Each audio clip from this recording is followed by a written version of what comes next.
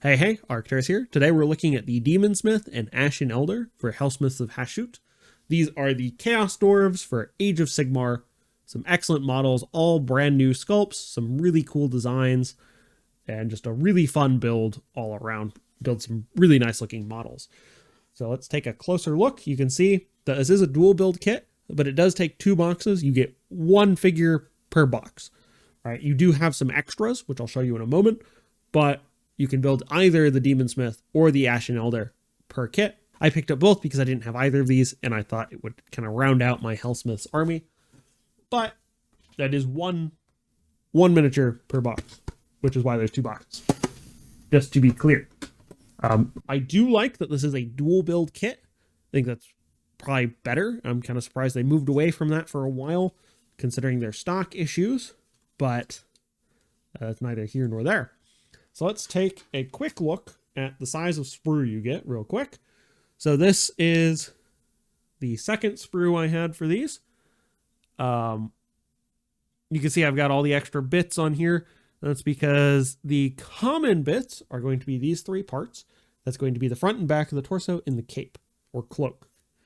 Everything else is determined by which piece you're building. The parts are interchangeable.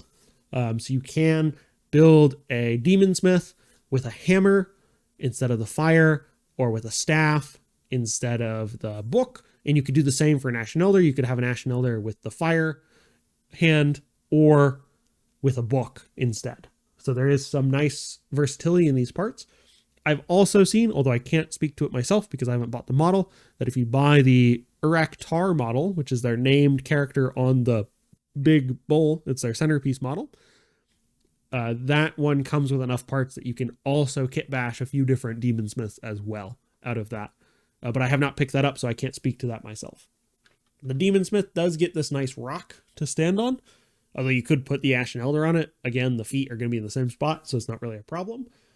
And then you get the kind of individual parts for it. So most of these, so like this head is for the Ashen Elder, you could obviously switch them. Although in fairness, I'd probably build it with the Daemonsmith head because it has the big hat. Ashen Elder also uses this hammer and this chest piece. The Daemonsmith uses this longer one. You can, of course, swap them around. Although they should work just fine because they connect in the same way with that collar. Most of it's going to be covered under a beard anyway. So let's take a closer look at the Ashen Elder first. Save the best for last, I think. I think the Daemonsmith is a cooler model. I think this is an interesting take on it. But I think the Ashen Elder is a little less cool than the Daemonsmith, personally. So these, I have not primed them yet, of course. But here we have with the hammer, just a nice simple torso and leg there. Not much you can do with them at the size of model. The cloak just attaches to this back plate here, and then some slight attachment points on the shoulder. And then you have the arm. So nice, simple build. Interesting staff with the dwarf head, billowing smoke out of it. Some scarring here on this head for this character, but a very nice, lavish beard. Very dwarfy. Quite pleased. The hammer is a little interesting. It's got this sort of like generator section. I've seen a lot of people painting that up with either the green for the green fire, or I've seen some that have done it as like more as traditional red and oranges. It's always very nice. I saw somebody do it with some blue, which looked very interesting. And so that is the Ashen Elder. Nice, simple model. Pretty easy to put together. Same for this one. Now I will say for both the arms, they are keyed. And by that, I mean there's like a section in the shoulder here for this arm that the socket's into. So you don't have to worry about getting the positioning quite right on either of these. It is set up so it goes into the correct spot pretty easily. This one's a little more complex. It does have a few more pieces to put together. You do have to attach part of the head together. The head is 2 pieces. You can see the beard is much longer, kind of ends in this blade style piece, longer cape section here in the front. The flames are 2 pieces. Part of the hand needs to be attached. Quite easy. All of it goes together super easy. Didn't have any problems with this. I will say the only part I had a little bit of problem with, which I'm glad I caught early, was I would recommend attaching this book stand first to the stone base here and then attaching the model. You do need to line up this page. This page is attached to the hand here. And it's got the hand already attached to it, so that'll be attached to the model before it goes into here. You don't really actually have to glue it. It does line up pretty easily. That you might want to glue the book on here and then put it immediately on and attach everything so it kind of lines up a little better. I think my book on the stand here is a little off. So it doesn't, you can see there's a slight gap for that hinge there. That might be as intended, but I did put the book stand on, try to put it on after the model and have to pop the model off. Fortunately, I was doing it all very close together, so it's very easy. There are holes for the legs here for this book stand. So it goes very easily. No trouble really at all to put this together other than making sure you put it on the base in the right order. And I think I could have gotten it to work. It was just easier for me to pop the model off because the glue hadn't set yet, so there was no worry there. So very nice claws here with the flame. Really like this model. Looks really cool. Looks really good. All right, so let's talk about what these guys do. The Ashen Elder is a priest hero, whereas the Daemonsmith is a wizard hero. Both are infantry, of course, and they both have the infantry keyword and the hero keyword. They're both either wizard 1 or priest 1. So 1, whichever way you go with them. The Daemonsmith has a ranged weapon, hurled demon fire, which has the crits, it does 2 hits, 18-inch range, 3 attacks, hits on a 4, wounds on a 4, 1 rend, D3 damage. Whereas the Ashen Elder only has a melee weapon. Now the melee weapon is actually very similar. The name is different, but in terms of attacks, the melee weapon for both of them is 3 attacks, hitting on 3s, wounding on 4s, 1 rend, and D3 damage. So the melee for both of them is going to be the same. Their movement is just a flat 4-inch for both, 4-up save, 2 control, and 6 health for both heroes. The difference then is one is a wizard and one is a priest, and their abilities. The Daemonsmith has an ability called Molten Melding.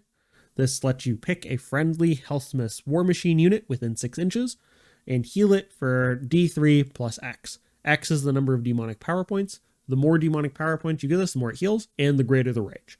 With 3 demonic power points, you can, for each demonic power point the Daemonsmith has, you can increase the range of this ability by 6 inches. A very nice ability. Any heals are typically very good, and increasing the range can be very helpful, depending on where you're at. The Ashen Elder, on the other hand, has 2 different abilities. It has an end of your turn ability, which is Extract Power, and this has the effect of if this unit is contesting an objective, a place of power, or a terrain feature, and that objective, place of power, or terrain feature has a friendly desolation token, give this unit 1 ritual point. Ritual points are used for prayers. So it's very helpful, but only if you are contesting. So not quite as useful as it might sound, because you would have to have the enemy trying to, is my reading of it. That may not be correct. Maybe if you control it, you still count as contesting. I'm not entirely sure. I have not had a chance to play with this unit, so I've not run into this into an actual game. So I'm just prefacing it. I should have mentioned that earlier. I've not played with either of these 2 units yet, so I can't speak to their effectiveness in terms of their abilities. I can only read what it says in the book. The Ashen Elder also has the passive ability called Stoked Fanaticism, and this gives you the effect of ignore the first damage point allocated to each friendly non-Hobgrot Helsmith unit each phase while it is wholly within 6 inches of this unit, and for each demonic power point, increase the range of this ability by 6. So that could be quite useful, give it to increase the range on, because it does have to be wholly within 6 of the Ashen Elder, so increasing that to 12, very useful. Increasing it to 18 even, or 24 would be quite useful, as they can go up to 3. Now, these 2 do have access to the prayers and spells, so we'll take a quick look at those, and we'll only look at their spell lore and prayer lore. So we'll start with the prayers. There's 3 for each, I should say, for both the spell and prayer lore. So the unlimited prayer for the prayer of the Scorched Sect is the Black Flames of Hashut, which goes off on a 4. You target 1 enemy unit within 12 inches of the priest, and then you make your d6 chanting roll. When this goes off, you roll a number of dice equal to the number of models in the target unit. For each 5+, inflict 1 mortal damage on the target. If you rolled an 8 or more for the chanting roll, you inflict 1 mortal damage for each 4+. So a slight buff if you have a higher chanting roll. The next prayer is Furnace Blessing, which you pick your friendly priest to chant the prayer. You pick a friendly visible unit wholly within 12 to be the target. Then you make your chanting roll. This also goes off on a 4. And this one gives rend of +1. And the Furnace Blessing gives +1 rend to the melee weapons for the rest of the turn. If you roll an 8+, they also have crit mortal for the rest of the turn. The last prayer is Storm of Obsidian Shards. This prayer goes off on a 5. You pick a visible enemy unit within 18 inches of the priest to be the target. This one lets you inflict D3 mortal damage to the target and subtract 3 from the target's control score for the rest of the turn. If the chanting roll was 10 or higher, 10+, you can pick another eligible unit to be a second target for that D3 mortal damage and subtraction. So, useful. I think the spells are a bit better, so we'll look at those next. For the Daemonsmith, you get access to the 3 spells from the Lore of Infernal Power. The first one in a limited spell is Hateful Fractures, that goes off on a 6. You pick an enemy unit within 18 inches and have that target unit's move characteristic until the start of your next turn. The next spell is Ashen Smog, which goes off on a 7. And this is you pick a terrain feature that has a desolation token within 18 inches of the wizard. And that terrain feature gains obscuring until the start of your next turn. Then you roll a d3 for each enemy unit contesting the target terrain feature on a 2+. You inflict damage equal to the roll to that unit. So some useful terrain manipulation there and potential for damage. Minimum 2 damage since you do have to roll a 2+ on the d3. The last spell, which I think is probably their best spell, is Molten Metal. This spell goes off on an 8. You pick a visible enemy unit within 18 inches of the wizard to be the target. This lets you roll a number of die equal to the unmodified casting roll. So you're rolling a minimum of 8 die. And then you inflict 1 mortal damage on the target for each roll that it equals or exceeds the target's save characteristic. So for some of these, some very useful for targeting that low save enemy caster or hero, which is very nice. So it punishes units with a very good save by inflicting mortal damage to them based off of their save characteristics. So if you run into an enemy with a 2+ save and you get the spell off, well, you're rolling an additional minimum of 8 die, where you're getting 1 mortal damage for each 2+ if they have a 2+ save. 3 pluses if they have a 3+ save. So very good spell. Really nice spell.